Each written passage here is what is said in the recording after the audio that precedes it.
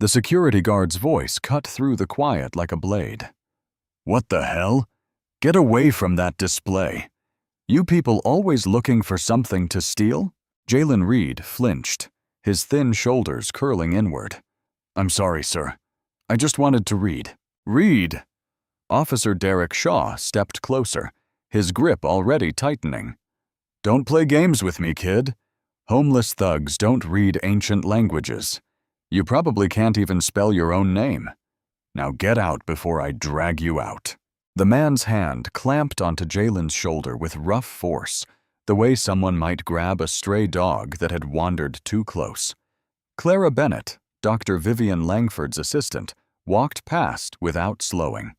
She had seen everything. She kept walking.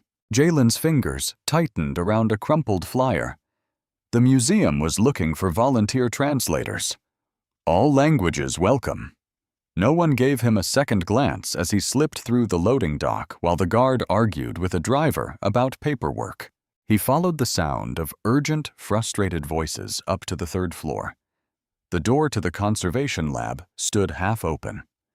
12 scholars crowded around a glass case, their expensive clothes and serious faces lit by ultraviolet lamps. On video screens, 3 more experts leaned in. Everyone stared at a single piece of ancient parchment, brown, cracked, covered in symbols that seemed to shift in the low light. A woman with graying hair and coffee stains on her lab coat spoke, her voice heavy with exhaustion. "We have very little time before the Egyptian delegation arrives. This contract determines ownership of artifacts worth $200 million. Dr. Vivian Langford's jaw was set. She had stopped sleeping days ago. A younger scholar, Dr. Julian Hale, leaned closer. "Dr. Langford, the symbols don't match any known Coptic dialect we've cataloged." "I can see that, Julian." On the largest screen, Dr. Felipe Soto's voice came through. Vivian, I've run it through every database. The syntax is completely irregular. It's like they invented their own commercial shorthand." Another voice suggested it might be a forgery. Dr. Langford shut that down immediately. "It is not a forgery. The papyrus dates to the 4th century. We've confirmed that. We simply cannot read what it says." Silence settled over the room, the kind that could end careers. Jalen stood in the doorway, unnoticed at first. His eyes moved across the document.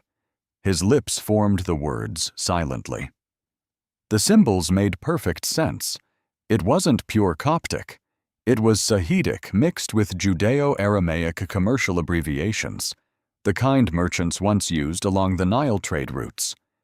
He had read about this exact structure years earlier in a book from the library's reference section. Clara Bennett glanced toward the door and saw him. "Security!" she shouted. Jalen didn't think. The words simply came out. It's not Coptic. It's Sahidic mixed with Judeo-Aramaic commercial shorthand. Every head turned. They saw a skinny black boy in an oversized jacket, 15 years old, standing where he clearly did not belong. The room went utterly still. Dr. Soto leaned toward his camera. "That's actually theoretically possible, but what, Felipe?" Dr. Langford's voice carried an edge. "Someone without formal credentials," he finished, backpedaling. Dr. Julian Hale crossed his arms. "Dr. Langford, how did this kid even get in here?" "I'm standing right here," Jalen said quietly. "I can hear you." Dr. Langford turned. Her eyes met his, sharp, assessing, not yet dismissive. "How old are you?" 15, ma'am." Murmurs rippled through the room. Someone laughed, the sound unkind. Dr. Langford ignored them. "Where did you learn about Sahidic Aramaic hybrid scripts?" Jalen shifted his weight. "I read about it. In a book." "Which book?" "Kaufman's Comparative Analysis of Semitic Trade Languages. The library had it in the reference section." Dr. Langford's eyebrows rose. That book was graduate level. Dense. Most doctoral students struggled with it. "You read Kaufman?" "Yes, ma'am." "The whole thing?" "Yes, ma'am." An older scholar with silver hair shook her head. "Vivian, this is absurd. We're wasting time. But Dr. Langford kept her eyes on Jalen. Can you read any of this document? Dr. Julian Hale stepped forward. Dr. Langford, we can't seriously. I asked him a question, Julian. Her tone could have frozen water. Jalen, can you read it? His hand trembled as he approached the case. The smell of chemical preservatives and old leather hit him first. His sneakers squeaked too loudly on the marble. The other scholars stepped back, creating distance, as if he carried something contagious. His finger hovered over the glass. Line 3, he said, his voice barely above a whisper. It says, between the merchant Theophilus and the temple administrator. Dr. Soto started typing frantically. Wait, stop. His face went pale. The fragment we already confirmed, the merchant's name. He's right. How is he right? A younger woman pulled up reference texts on her tablet, scrolling fast. Jalen continued. It's a loan agreement. They're using abbreviated syntax. Traders along the Nile Red Sea route used these shortcuts to save papyrus. See this symbol? He pointed to a mark everyone had assumed was decorative. That means guaranteed by goods in transit. The silver-haired scholar leaned in. Her expression changed. My God, that's not a decorative flourish. Dr. Langford removed her glasses, cleaned them slowly, and put them back on. She looked at the document. Then she looked at Jalen. What's your name? Jalen Reed, ma'am. Where did you study ancient languages, Jalen? I didn't study anywhere. I just read. A lot. Where are your parents? The question landed like a blow. Jalen's eyes dropped. His jaw tightened. Dr. Langford saw the flinch, the pain. She didn't push. Instead, she slid another document across the table. Demotic Egyptian, a completely different script. What about this one? Jalen looked. His eyes moved across the lines. Tax receipt. 26th Dynasty. The taxpayer is complaining about the assessment rate. Says the provincial administrator is corrupt. Someone laughed nervously. Another scholar looked ill. Dr. Julian Hale pulled out his phone, trying to fact-check a homeless teenager in real time. Dr. Soto's voice came through the speaker. Vivian, I don't know what's happening right now, but that demotic translation, I just cross-referenced it. He's accurate, completely accurate. Someone whispered, he's just a kid. Jalen heard it. Everyone heard it. Dr. Langford's voice cut through the room. He's a kid who just did what 12 of us couldn't do. She looked at him, really looked, as if seeing him for the first time. Where do you sleep, Jalen? The question pulled him backward, years earlier, to when everything had still made sense. His mother had died of cancer, swift and merciless. His father was already gone, sentenced to years for a crime he swore he hadn't committed. No appeals, no family willing to take a boy nobody wanted. Foster care hadn't lasted long. The family was kind enough, but their own son wasn't. And when things went missing, everyone believed the foster kid had taken them. Jalen learned quickly. When you're black and poor and not really theirs, you're always the easiest answer. So he ran. The public library became home. Warm, safe, full of books that never judged. Mrs. Jae-young Kim, the Korean librarian who had worked reference for decades, noticed him first. She saw him memorizing entire textbooks, page after page, word for word. You have hyperlexia, don't you? She had asked quietly. Photographic memory. Jalen had nodded. What do you like to read? Everything. But I really like the old languages. The dead ones. Mrs. Kim's expression had softened. Why the dead ones? Because they can't judge you. They just exist. They're beautiful, and nobody speaks them anymore. So they can't tell you you're not good enough. 27 linguistics texts lived in the library's collection. Jalen read them all. some more than once. The words stayed in his head like photographs, every symbol, every grammatical rule, every footnote. Ancient languages made sense.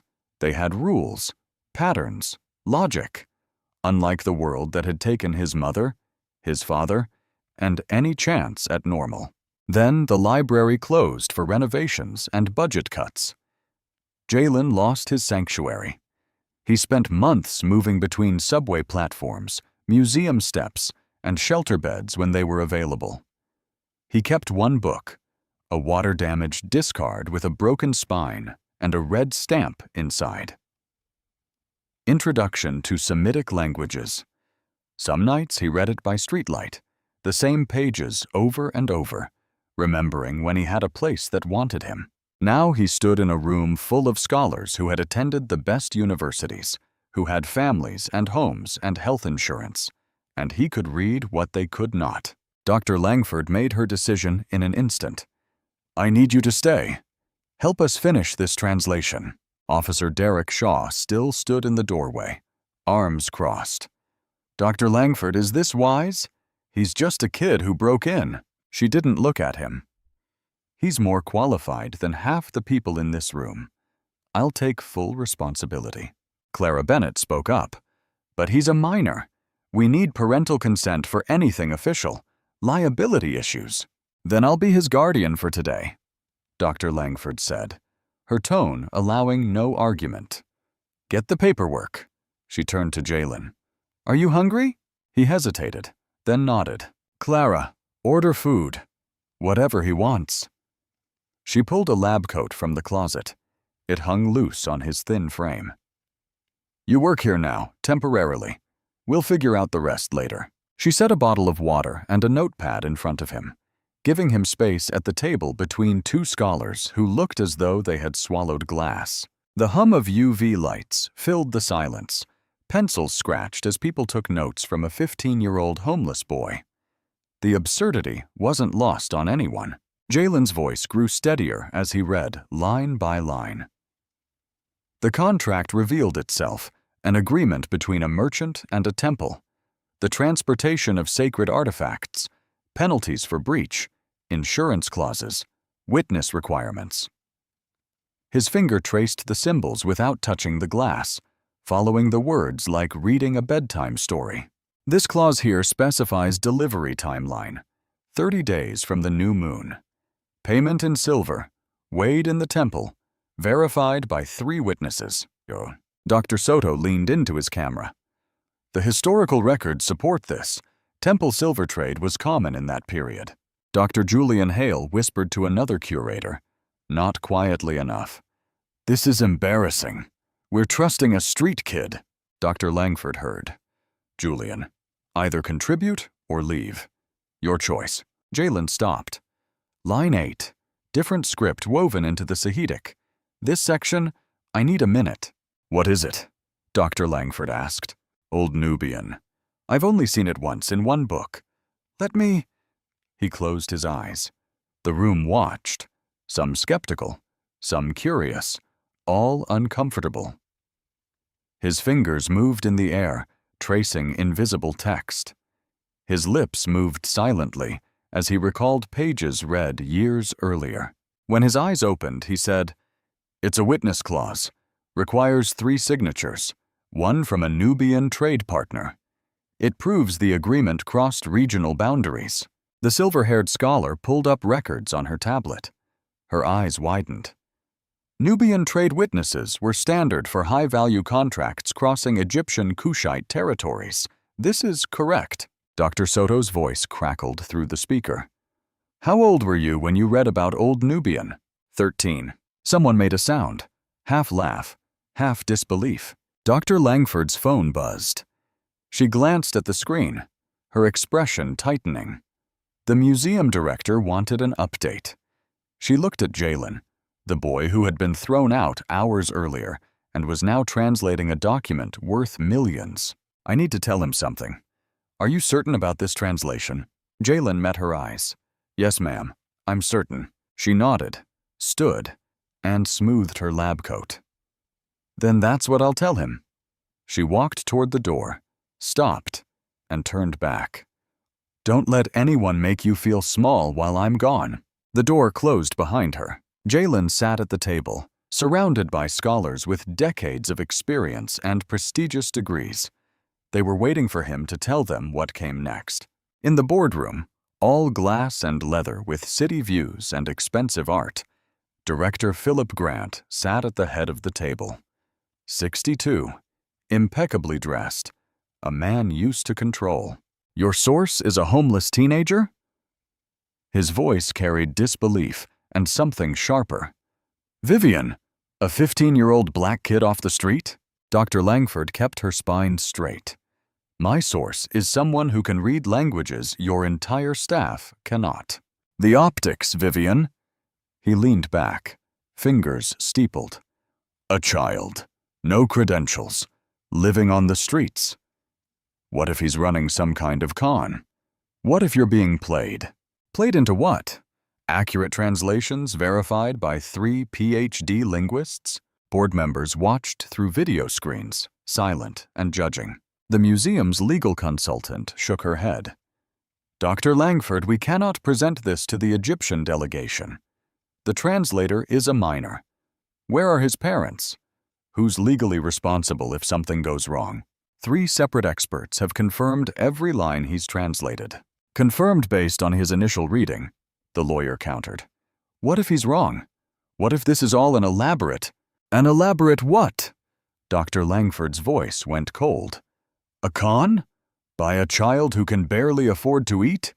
We have our reputation to consider. And he has his life to consider. His future. His one chance. Director Grant stood and walked to the window, looking out over the city like a king surveying his kingdom. You're willing to stake your career on a 15-year-old homeless boy? Yes. Your tenure. Your reputation. 20 years of work. Yes. For a kid you met this morning? For accuracy, for truth, for not letting prejudice decide who gets to be brilliant. Silence stretched, heavy and uncomfortable. Another board member spoke, an older man with a Boston accent. Vivian, even if the boy is right, he's a child, a troubled child. The delegation will see this as unprofessional, desperate. The delegation will see results. From a black teenager living on museum steps? The words hung there. Everyone heard what he didn't say. The assumption underneath. Dr. Langford's jaw tightened. Say what you mean, Harrison. I mean optics matter. Perception matters. We can't. You mean you can't trust a black child to be what he's already proven he is? Brilliant. Harrison's face flushed. That's not what I... That's exactly what you meant. Director Grant turned from the window. This discussion is over. We'll revisit tomorrow. Vivian, I strongly suggest you find a more traditional solution.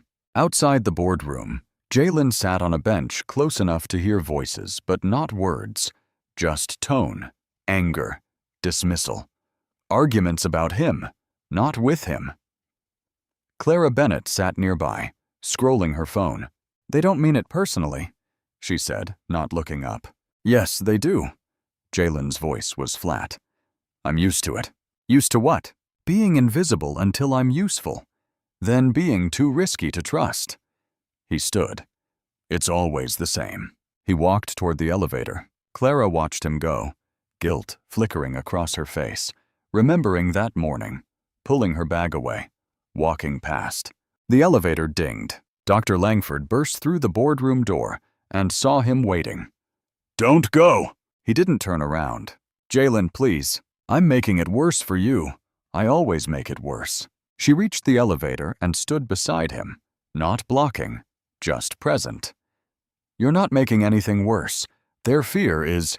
The doors opened. An empty car waited. Neither moved. Dr. Langford pulled out her card and pressed it into his hand. Tomorrow morning, we present to the Egyptian delegation. What if I mess up? I'm just a kid. She bent down to his eye level, the way a mother would. You're not just anything, Jalen. You're extraordinary.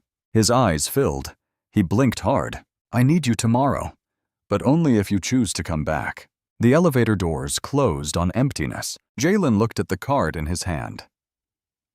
Dr. Vivian Langford, Director, Ancient Languages Division. Someone had finally seen him. Really seen him.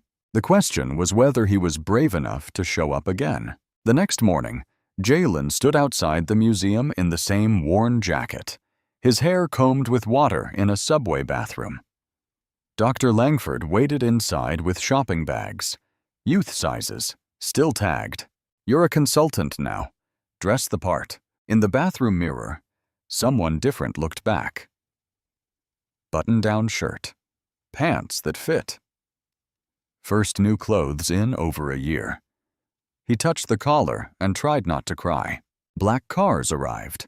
The Egyptian delegation, serious men in expensive suits, one woman in a navy hijab, carried authority like weapons. Dr. Karim Al-Sayed led them. Dr. Langford, I trust you have answers. Significant progress. The conference room was filled. Egyptian legal team, cultural attaché, their translator, museum staff. The air was thick with tension and money. Dr. Langford presented preliminary findings, the contract structure, terms, parties. Dr. Al-Sayed listened, nodded, revealed nothing. Impressive. He opened his briefcase. We've brought a complimentary fragment. We need simultaneous verification. A photograph slid across the table. Different papyrus. Same impossible script. Our translator reads in Arabic, yours in English. If they align, we proceed. He looked at the video screen.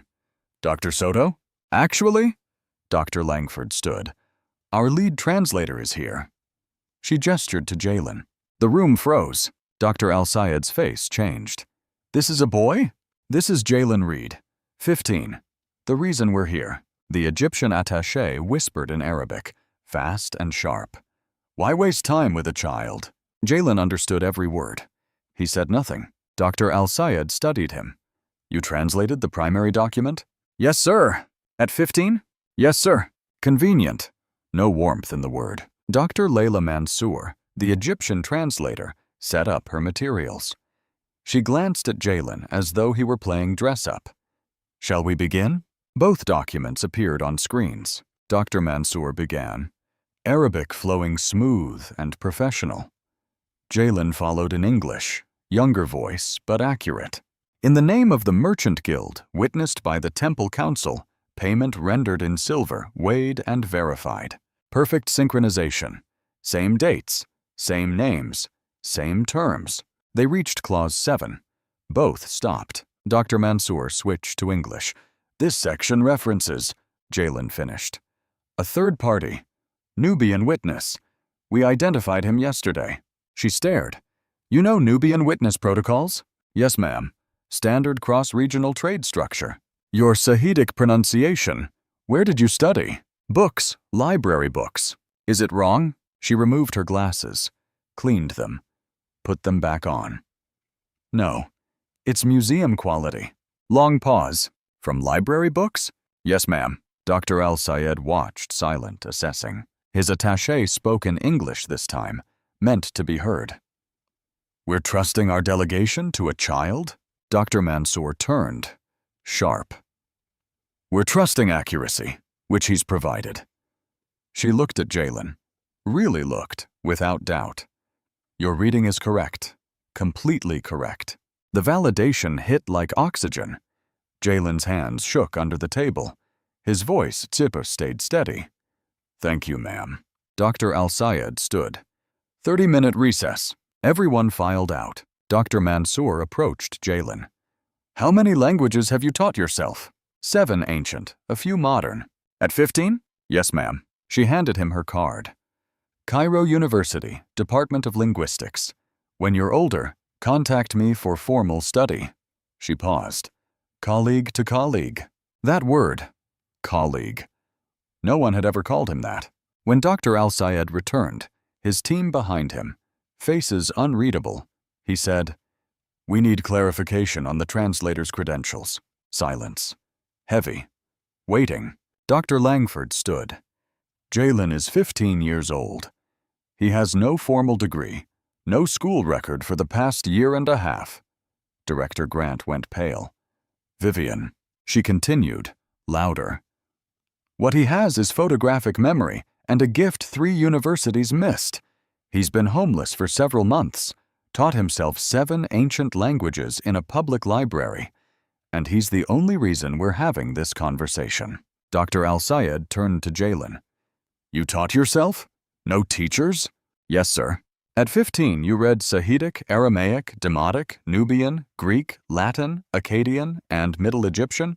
The Egyptian delegation exchanged glances, whispers in Arabic. Layla Hassan, the cultural attaché, spoke up. Dr. Al-Sayed, Cairo has programs for child prodigies. The university offers full scholarships. Dr. Langford stepped forward, protective. With respect, Ms. Hassan, Jalen is American. We need programs here. He shouldn't have to leave his country or be homeless to be valued. She looked at Jalen, something fierce in her eyes, like a mother defending her child. Jalen's eyes filled. No one had fought for him like this since his mother died. Dr. Al-Sayed walked slowly around the table and stopped in front of Jalen. Stand up, young man. Jalen stood, trying not to shake. If we proceed with this translation as our legal foundation, I have one condition. The room held its breath. Your name will be listed as primary translator on all official documents, academic record, legal filings, international archives. Jalen's voice broke. Sir, at 15, you've accomplished what scholars twice your age cannot. That deserves recognition. He extended his hand, formal, official. They shook. Dr. Al-Sayed turned to Dr. Langford. And you'll ensure he has proper support, education, housing? You have my word. He won't be homeless again. Dr. Layla Mansour added, we'll provide reference letters for any program he applies to. Dr. Julian Hale, the curator who had doubted Jalen from the start, stood and approached. His face changed, ashamed. Jalen, I was wrong about you. Completely wrong. I judged you by age and circumstances instead of ability. I apologize. Jalen didn't know what to say. Thank you. No, thank you. You taught me something important today. Other scholars approached, offered hands, apologies, respect. The silver-haired woman who had questioned his credibility said, I've been in this field 40 years. What you did today, remarkable. Even Clara Bennett came over. I'm sorry for this morning, for pulling my bag away like you were. She couldn't finish. I see you now. Really see you. Dr. Al-Sayed raised his voice. Tomorrow we sign, with Jalen Reed's name on the document. He looked at Director Grant. Non-negotiable. Grant could only nod. The Egyptian delegation filed out. Dr. Mansour paused at the door. Jalen, Egypt values genius at any age. Remember that. The door closed. Jalen stood in a room full of people who had dismissed him hours earlier. Now they saw what Dr. Langford had seen from the start, someone worth believing in. After the delegation broke for lunch, Jalen found his way back to the empty conservation lab. He stared at the preliminary document on the table. His name typed in black ink. Jalen Reed, primary translator. His finger traced the letters as if they might disappear. Dr. Langford found him there. She didn't announce herself. She simply sat down beside him, not across, same level. She didn't speak right away, just sat, present. Finally, she broke the silence. My father was a janitor at Harvard. He worked nights. When my mother was sick, he'd bring me with him. I'd read books students left in lecture halls, philosophy, literature, books I had no business understanding at 12. Did you go to Harvard? Eventually. But first, someone had to see past the janitor's daughter. She pulled out her phone and showed him a photo. A young girl, maybe 15, standing with an older black man in a custodian uniform. Both smiling. His name was Samuel. He told me something I've never forgotten. Her voice softened. He said, "They'll see the uniform before they see you.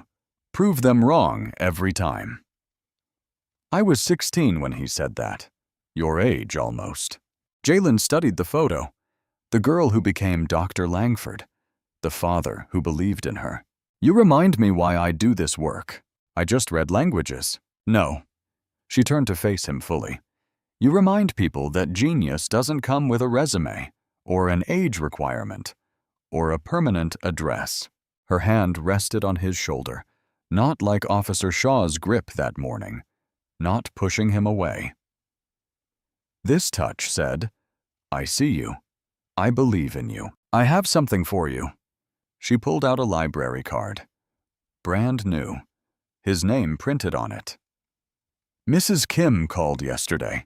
She's been looking for you since the library reopened. His hands trembled as he took it. The children's section has new linguistics books. Anonymous donation. A small smile. They're waiting for you. Jalen tried to speak. Couldn't. The card blurred through tears, and I talked to youth services. We're setting up temporary guardianship. You'll have a place to stay while we figure out long-term arrangements. The tears came. Quiet at first, then years of holding everything together finally breaking. She didn't shush him, didn't tell him to be strong. She simply pulled him into a hug, the first real hug in years. He sobbed into her shoulder. All the fear, all the nights sleeping on concrete, all the times he'd been invisible. Someone finally cared enough to see him, to fight for him, to give him back what the world had taken. You're going to be okay, she whispered. I promise, you're going to be okay. And for the first time since his mother died, Jalen believed it. The final contract review took place in the conference room. Egyptian legal team, museum staff, translators on screens.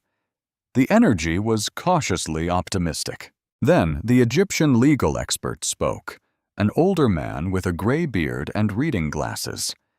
There's a discrepancy. The room froze. The date conversion, line 43. If this is wrong, the entire contract fails validation. Dr. Langford leaned forward. What kind of discrepancy? The Coptic calendar year doesn't align with the Roman year we need for legal standing. If the conversion is off, 3 institutions lose their claims. 200 million in artifacts. International law implications. Director Grant's face went white. Dr. Soto pulled up references on his screen, typing frantically. We need to verify against the museum's Coptic calendar codex, but that's in deep storage. Hours minimum to retrieve and authenticate. Dr. Al-Sayed checked his watch. Our flight leaves this evening. Without verification, we cannot sign. Can we reschedule? Director Grant's voice carried desperation. Next month, perhaps, but the political window closes soon. After that, priorities shift. The deal was dying right there. Jalen's voice came out small. What if I verify it now? Every head turned. The Codex. I read it years ago when it was on public display. Dr. Julian Hale stood. Jalen, the Codex has hundreds of pages of dense calendrical tables. I know. You were 13. I know. You're saying you remember it? All of it? Dr. Layla Mansour leaned forward. You have photographic memory? Complete recall? Jalen nodded. Director Grant shook his head. Dr. Langford, this is too risky. We can't stake everything on a child's memory of a book he read years ago. Dr. Al-Sayed's voice cut through. Young man, if you're wrong, this agreement fails. Years of diplomatic work wasted. I understand, sir. The pressure on a 15-year-old. This isn't fair to ask. Jalen met his eyes. Nothing about my life has been fair, sir. But this I can do. Dr. Langford touched his arm. Jalen, are you certain? It's okay to say no. His voice steadied. I remember the conversion tables. Let me try. She looked at him. Really looked. Saw the determination. The certainty. Do it. The room rearranged. Jalen at the head of the table now. 20 people watching. Waiting. He closed his eyes. The room held its breath. Complete silence except for the hum of fluorescent lights and someone's watch ticking. Jalen's finger traced patterns in the air, like reading invisible text. His face showed deep concentration, eyes moving rapidly beneath closed lids. He was seeing it. The page, clear as the day he had first read it. Sweat formed on his forehead despite the cool room. Page 247, his voice distant. Third column. The table converts Coptic calendar, year 1050, to Roman year 334 Common Era. He opened his eyes, blinked, looked around like waking from a dream. The contract date matches. It's valid. Dr. Langford grabbed the phone. Archives, this is Director Langford.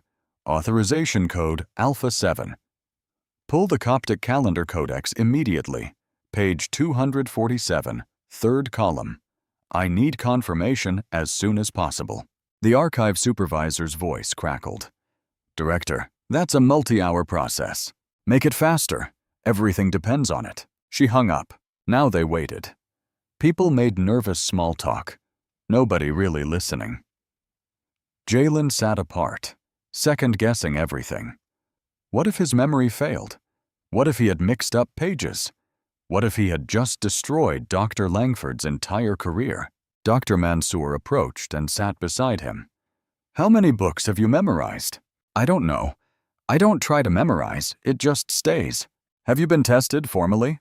No, ma'am. No one to take me. No insurance.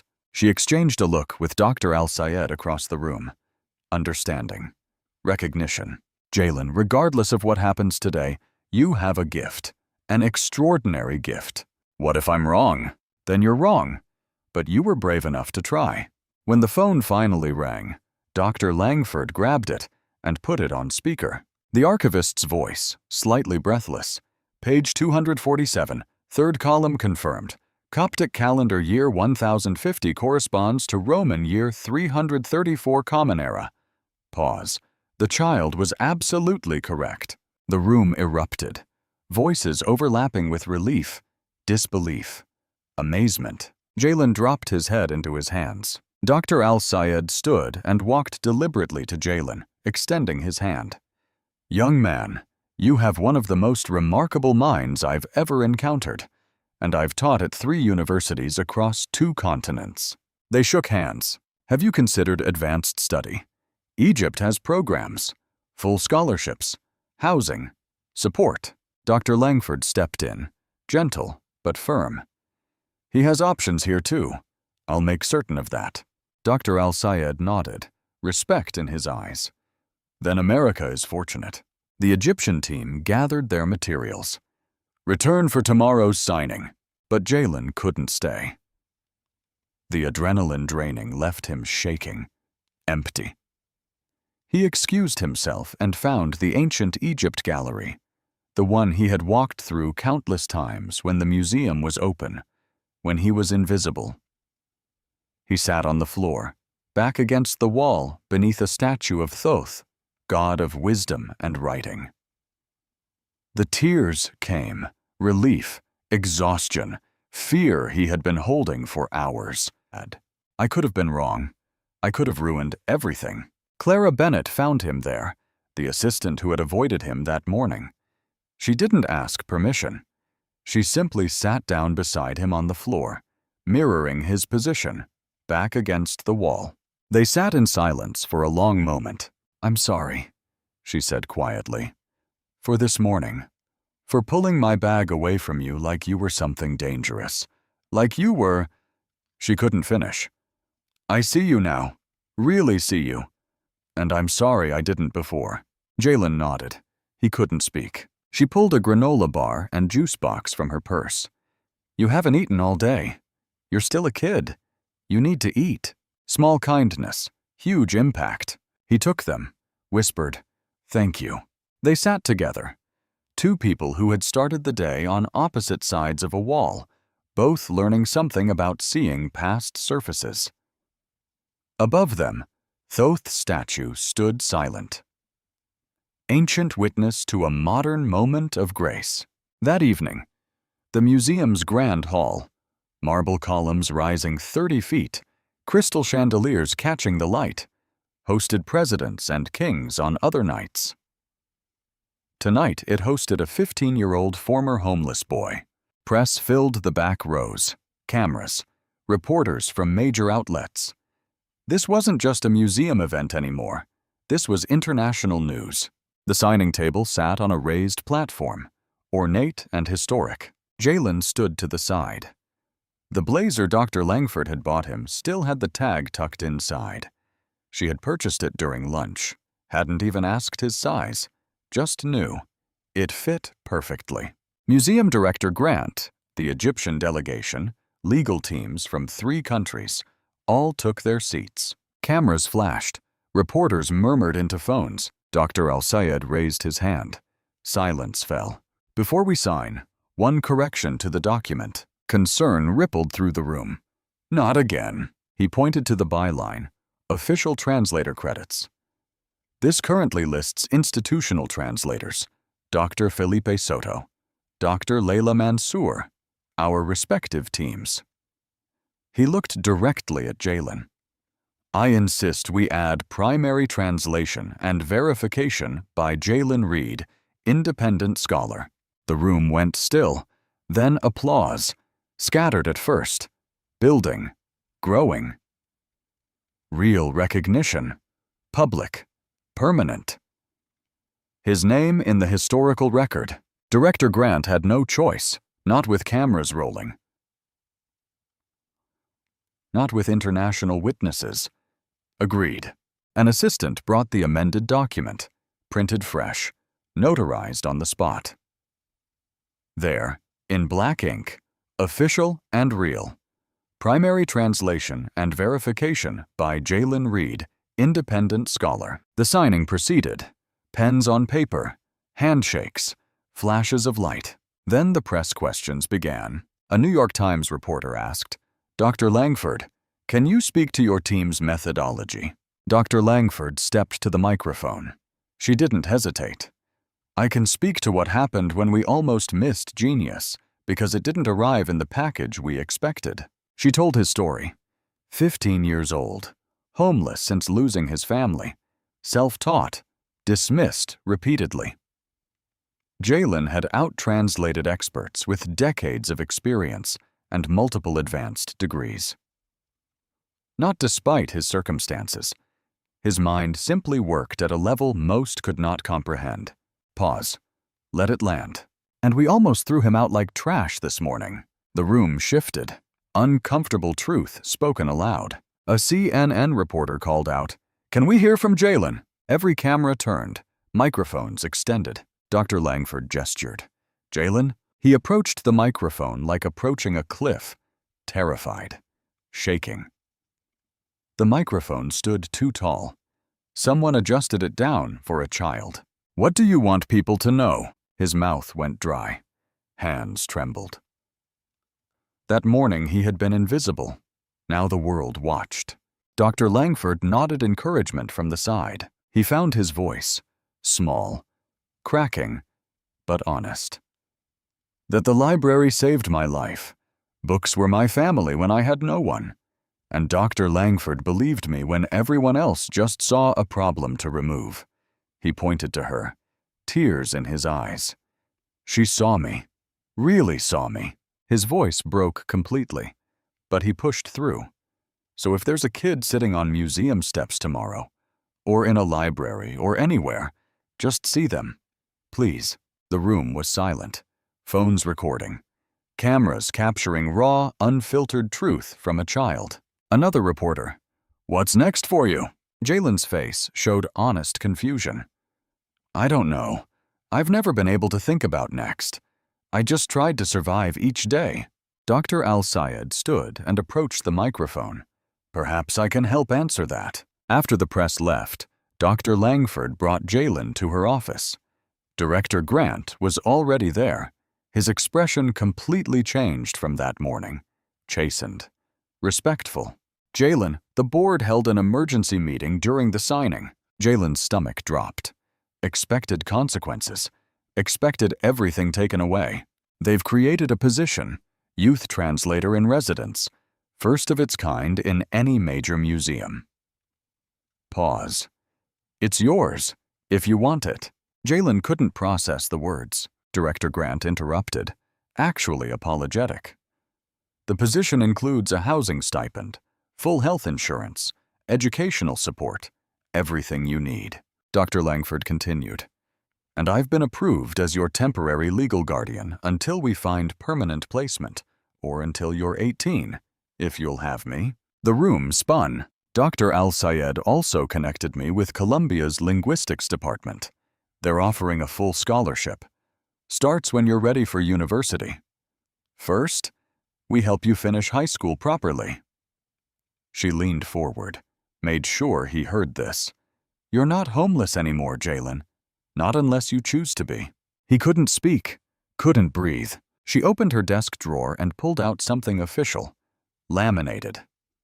A museum ID badge.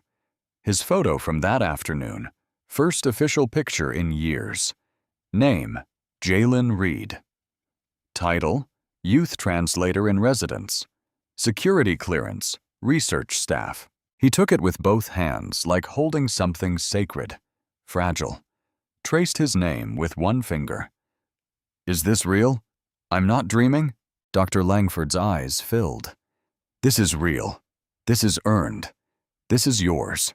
He clutched the badge to his chest, shoulders shaking, trying not to break down completely.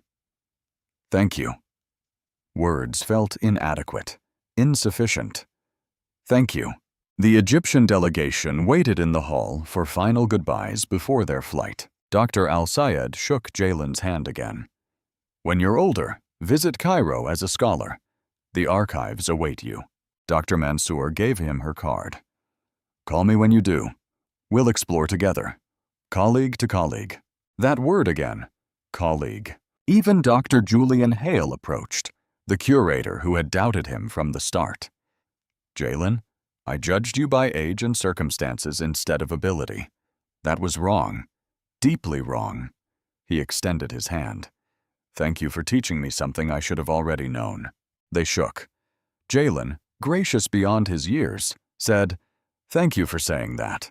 No, thank you for being brave enough to show up. Late evening. The museum closing. Security making final rounds. Officer Derek Shaw found Jalen at a desk in the conservation lab, reading under a single lamp, surrounded by ancient texts. Shaw stopped in the doorway, remembering his hands on the boy's shoulders that morning. The dismissal. The assumption. He removed his cap. I owe you an apology, son. Jalen looked up.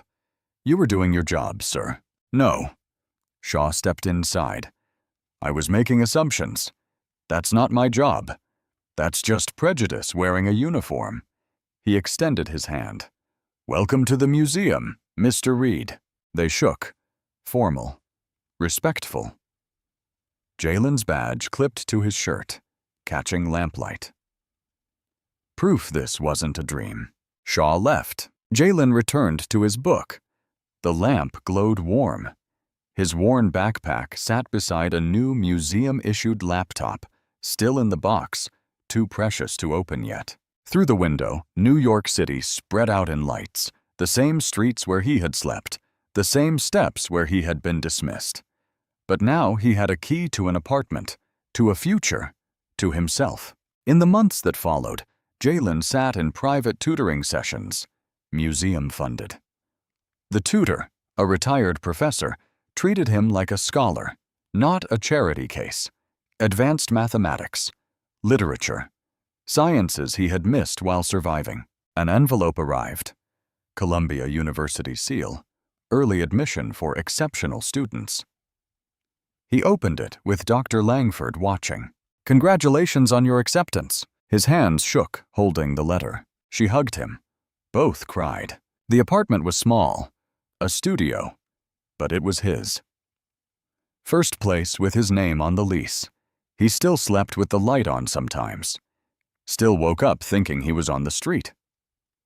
Learning to feel safe took time, but he was learning. At the library on 42nd Street, Mrs. Jae-young Kim stood behind the reference desk, the same place she had been for decades. Jalen walked in wearing his museum badge. She saw it. Her face crumpled. They embraced in the middle of the children's section, both sobbing, other patrons staring. "I knew you were special," she whispered. "I always knew. You saved me. You saw me when I was invisible. No, baby, you saved yourself. I just gave you books." Dr. Langford's office wall told the story. Framed photo of Jalen with the Egyptian delegation. Another of him receiving the museum's Youth Achievement Award. A third of him giving a tour to school kids his age. She looked at them every day, reminded herself why the work mattered. One morning, Jalen sat on the museum steps, professional clothes, museum badge visible. But he sat anyway, remembering, honoring the journey.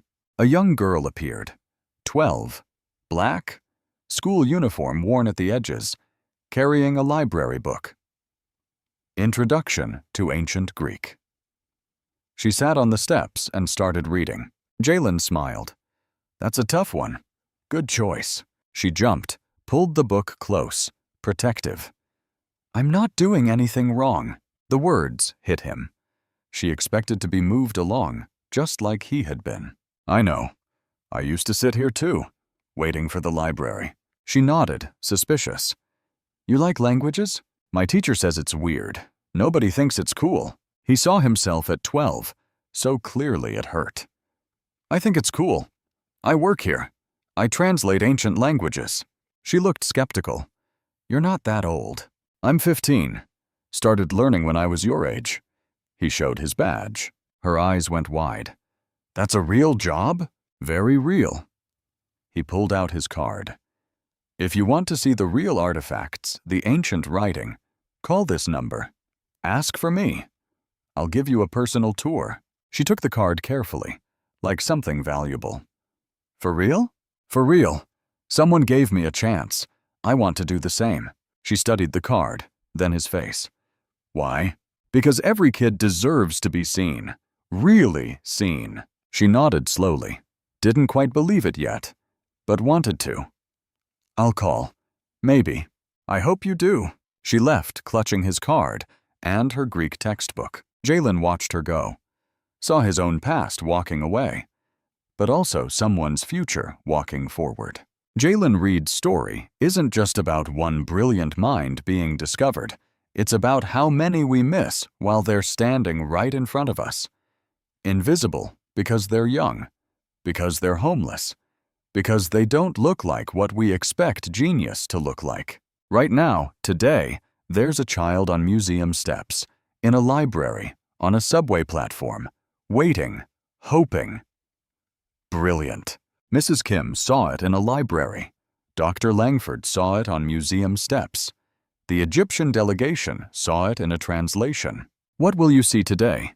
Who will you see today? The Carter Initiative, renamed in his honor, launched weeks after the signing. Dr. Langford's proposal. Partnership with New York City homeless shelters. 15 teenagers hired as paid interns, not just languages, but art, science, history, conservation. Columbia created the Second Chance Scholars Fund, full scholarships for homeless youth with exceptional abilities. 3 other museums adopted the program. Mrs. Kim reopened the library's evening program, Safe Space for Homeless Youth. Books, warmth, hope, one story, one person who chose to see instead of dismiss. Ripples spreading outward. If this story moved you, share it. Tag someone who needs to hear that their circumstances don't define their worth. Comment below. Have you ever been underestimated because of your age, your background? How did you prove them wrong? Support your local library. They save lives. Genius is everywhere. We just need to look. Jalen sat at his desk one evening, translating a Byzantine manuscript. Easy work now, what once seemed impossible. Dr. Langford entered. "Don't stay too late. School tomorrow." "I know, Mom." He had started calling her that. Still made them both emotional every time. She paused at the door. "Proud of you, kiddo. Proud of you, too." She left. He returned to his work. Your next discovery might be the person you almost didn't see. The statistics are real.